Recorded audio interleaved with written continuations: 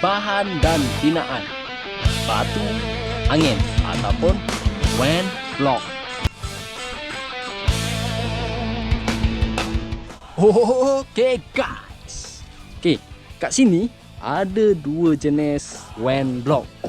Satu two face, satu lagi one face ataupun one sided ataupun two sided.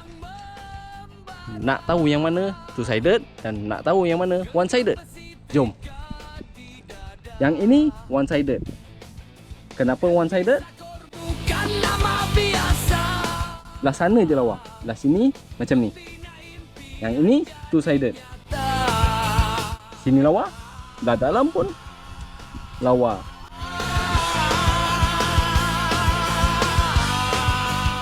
Anda dapat sesuatu?